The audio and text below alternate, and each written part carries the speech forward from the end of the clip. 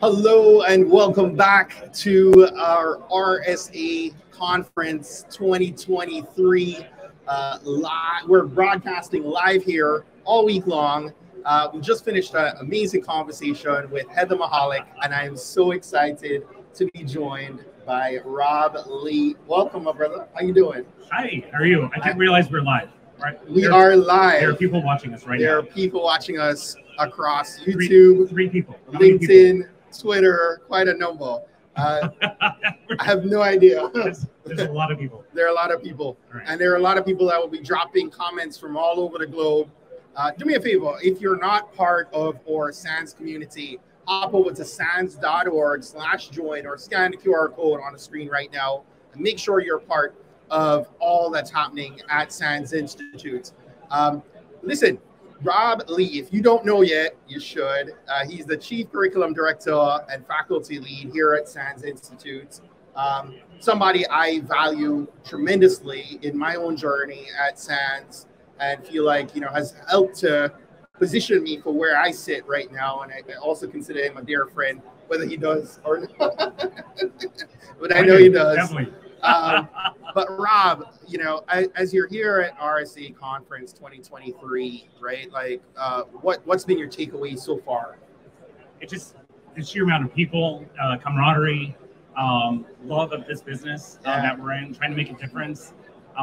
It's all about the people. It's like, coming out of COVID and, seeing the conference last year, it really felt like we were coming back. But this year, this feels just jam-packed full of people, activities, conversations that are extremely exciting. It's been a ton of fun so far, and I'm really, really happy to be here. Absolutely is. I just spoke with Heather a bit about this, but I've got to pick your brain. We've had a lot of conversations over the last few months, you and I especially, about AI and ChatGPT, but and I know this is a topic near and dear to you. What are your thoughts about AI's impact right now on cybersecurity? Well, first of all, I'm personally nerding out on it in a lot of different ways. I find AI fascinating. First of all, I'll start in saying that SANS is doing a summit on AI. Yes. It's about cybersecurity impacts, and real questions that we're trying to ask is, going back to this, because I don't think anyone is an expert in this. First of all, everyone is looking at this from the side and saying, what is the impact? So if you're a CISO and trying to figure out what are the questions I need to be asking as an organization when I have different teams inside the organization saying, I would like to use AI in my day-to-day work. What are the implications from privacy? What are the security implications? Who controls the data? What policies do I need to establish for use between the different teams in the organization? What if someone accidentally uploads a financial spreadsheet that is, not supposed to be shared, or PII data to these engines and text models that are out there? Yeah. All of these things are widely important to CISOs right now, that they're being asked these questions and no one has the answer. So we're looking at this and trying to bring a group of experts together who are focused on the cybersecurity implications of AI. But just from a perspective, and Heather and I have had this conversation as well about, what are, the first thing we're going to start seeing people use AI for, especially in the criminal world and, the security world, is a lot of the, being able to generate content that is a near replication of the target that you potentially want. So if you want to generate an email, if you want it to look like it's written by someone from a certain political mindset, right? And you don't know what their mindset is or the type of language they use, you probably would say, I would like to write this email with this political, maybe, one way or another, it doesn't really matter, with this mindset under this thing, and also include this link. Wow. And and all of a sudden you could generate a spear phishing email pretty rapidly because of this stuff. So these are some of the things that you could, potentially do. I've had conversations in general, and there's a joke on South Park. I'm not sure if you've seen it or not, but the kids are talking about, it's like, man, you are doing really good dating right now. How are you able to do this? And he said, well, whatever my girlfriend writes me, I will just take that question or write what she says. I'll put it in ChatGPT and say, what am I supposed to say as a response to this? Now, this is on South Park, and it'll put it back in the text and saying, here's exactly what you should say in response. And again, it's like this perfectly, crafted text response. Now, I've done this even with my kids. They'll text me, and kids have a lot of emojis, and they have misspelling and. So I took their text message. I said, look at the style of this text message. No way. Respond to it as an 11-year-old in a similar style, in a snarky way back to this individual. And it pulled out emojis. Oh my it gosh. pulled out the text. It had the same language, things that, terms you and I would not be familiar with. And I sent it back to my kids, and they're like, who are you? You're not my partner. It's like, they do. But, if you're taking this one step further, what if you're a child predator and you want to use this stuff in, I'm going to target someone and I want to lure them in. This is the kind of stuff you're like, wait a minute, that can be done now without much thought. And that's the kind of stuff that, I'm trying to highlight this, some of the concerns of parents. There's a huge beneficial side to AI from day-to-day work perspective. But then there's also this, wow, that is going to be able to rapidly move things forward when it comes to what cyber criminals and those using this technology will be able to do. Yeah. So since we're SANS and we're talking about security and cybersecurity in general, we have to kind of talk about all these things, highlight them almost as a problem, even though we're still trying to figure out what is the solution here? What is the policy? Yeah. What should law enforcement do? Should Europe ban it? These are things everyone's asking right now. So these are all things we hope to have dialogue around at the AI Summit.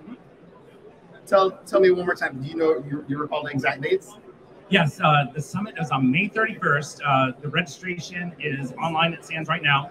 If you just do AI Cybersecurity Summit SANS in Google, you'll probably go to the page and you can register now. I think we almost have 4,000, 5,000 people registered for it. And we don't even have a published agenda. One of the things I'm doing here at RSA is I'm going around and seeing who's actually knowledgeable about this area talking to them and saying, hey, you should submit for the summit. In fact, there's a sign in front of our booth there. I think it also talks about it. Good stuff. Good stuff. So last year you stepped in as a panelist for our annual keynote on the most dangerous attack techniques. This year, keynote's actually happening later today. Yeah. If you're watching this live, keynote's happening this afternoon at 3:55 p.m. Pacific in Moscone West, Level 1.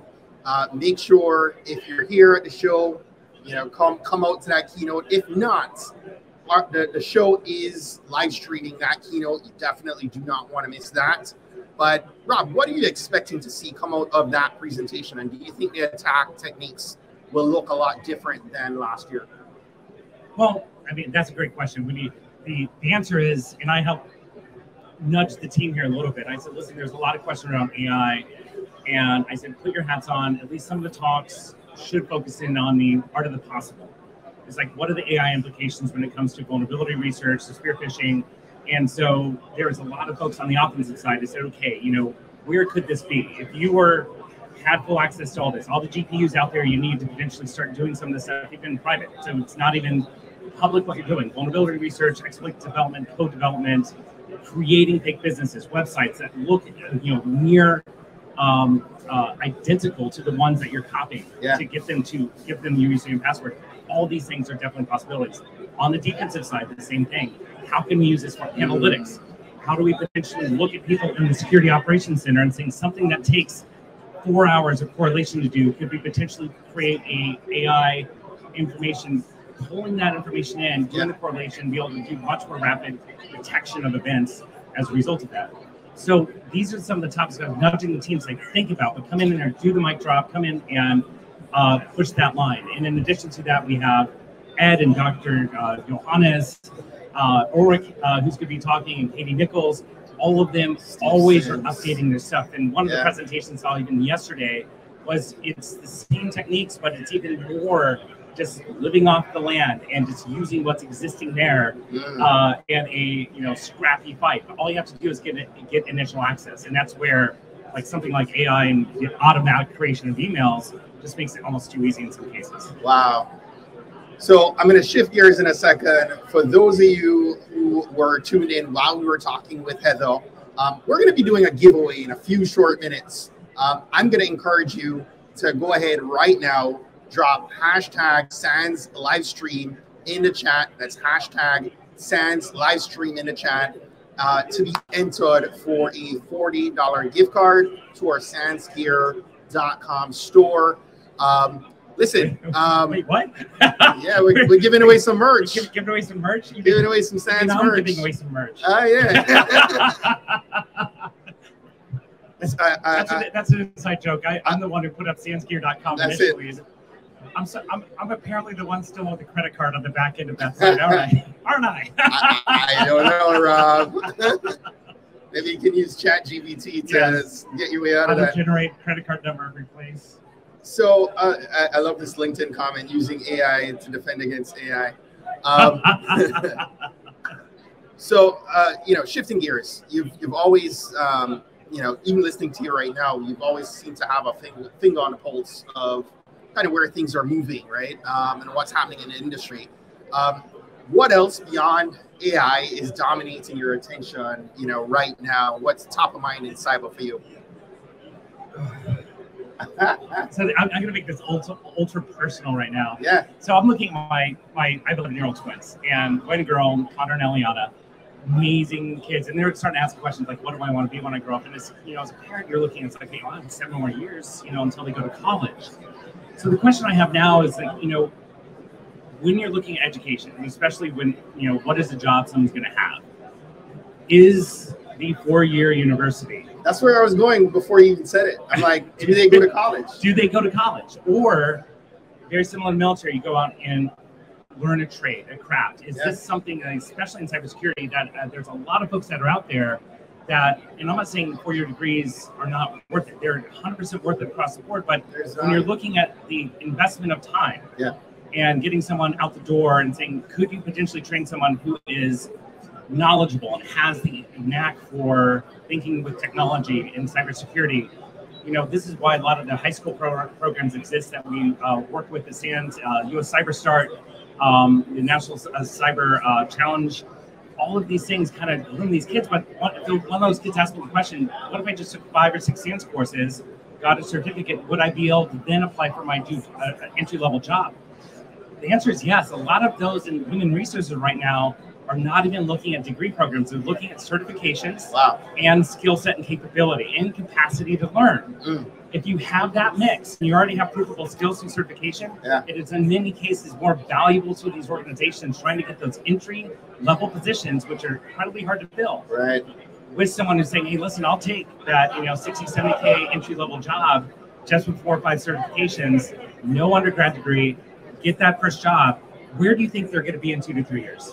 They continue mid-level, getting mid-level. They'll be a mid-level engineer by the age of 22, and we all know what they make because we have a hard time keeping them because everyone's stealing them from all of our organizations. So as a result of that, how do you get more into the funnel? Right. And that's a question I'm saying. How would you bootstrap someone at that age to say you should consider a career in cyber? The one thing that I've seen, I've actually talked to a lot of kids in high school. They're not even aware that this is a career that they could pursue. There's not enough mentorship out there. They're like, there's not enough, what do you do as an information security engineer? Right. What does an analyst actually do? It sounds like you have to have this massive computer science degree, but no, it's actually problem solving skills and the ability to keep up with the technology as it changes. And if you have those 2 things, you're going to be on the right track. Because if you have not re-educated yourself, even in 20 years of doing this work, you are already, your skill set is antiquated and it's behind it. Yeah. That is how fast the industry is moving right now.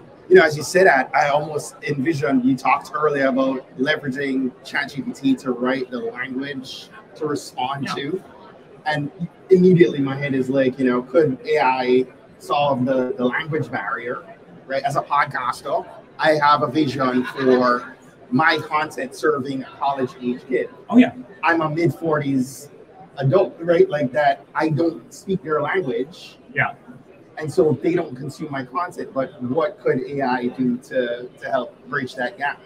Well, and again, this is in the messaging. We're having the same conversation inside SANS in our own courseware. Like, how does AI help us connect in that language? Say we engulf a course into a language model, and a student would be able to use a chatbot to be able to interact with that language model in their native language, and it automatically will figure out what the question's being asked, and then spit back the answer, potentially translated if you want it, but at least it find the right answer in the text. The same thing would be on a YouTube video. Say, I'm trying to look for this. You already have it transcribed.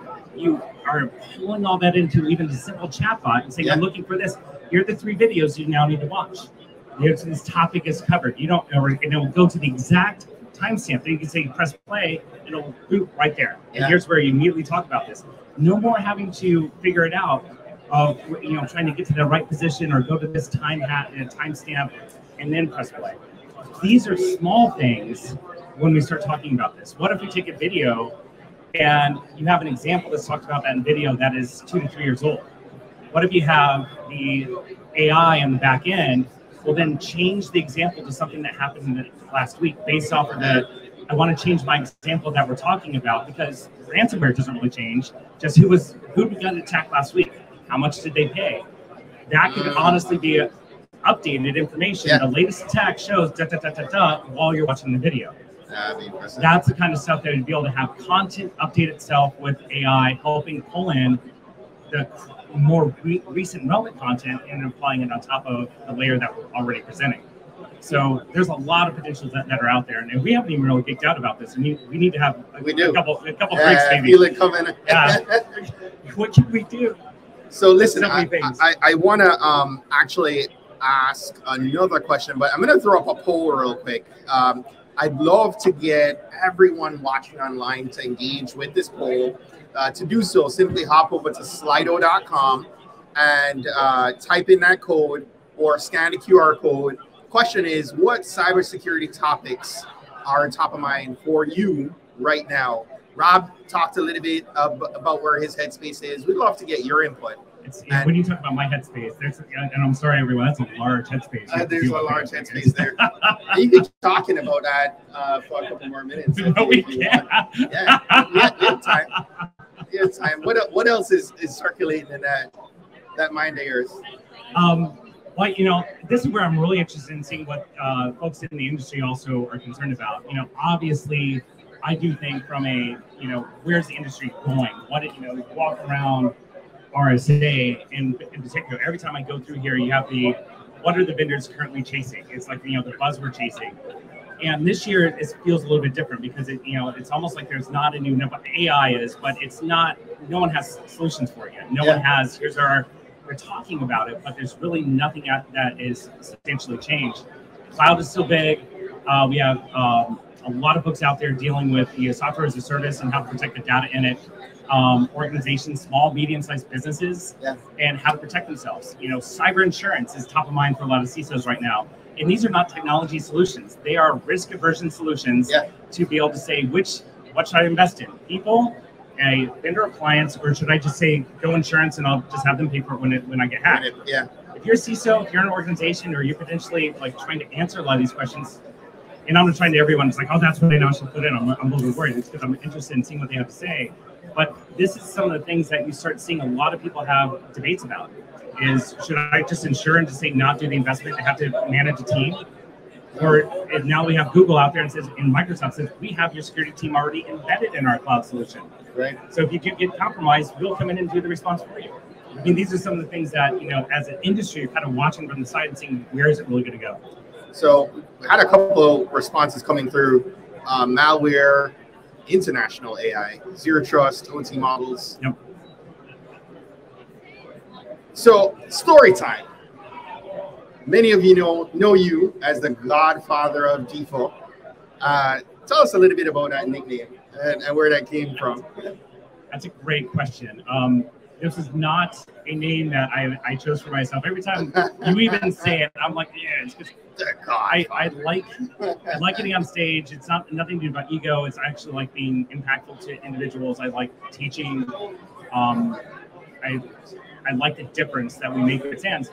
But I just happened to be in the industry at a time where digital forensics was coming into its own. Mm-hmm. And with having me write a course and teach so many individuals that are out there, that people were just taking digital forensics as like, oh, I'm kind of interested in this. And then they took the class and said, I'm doing this. Mm. And then, behind the scenes, like people come up to me here and said, you don't remember me 10, 12 years ago. but I started this as my career because I took your class. Wow. And it's not just my class, it's Chet Silberry, it's all the instructors who have like helped build this class and make it what it is over the years. I think that's where, when they say, where's the root of this? Who's the cause? And that's where people in the industry said, well, it's Rob. And then that's where someone said, well, and I know who it was. It was at one of the summits. It was actually my namesake, Robert Emley from Dragos. He said, Rob Lee is the godfather of forensics. And then everyone's like, that. And it stuck. And I still kind of, I shudder a little bit. You never hear me say I'm the godfather of forensics. I like it. And I like when people say that. I am glad to have made impact, and that's why I do what I do. And I love being a part of this organization at SANS. Absolutely. I share the same with you. I appreciate you being here, man, sharing some time with me.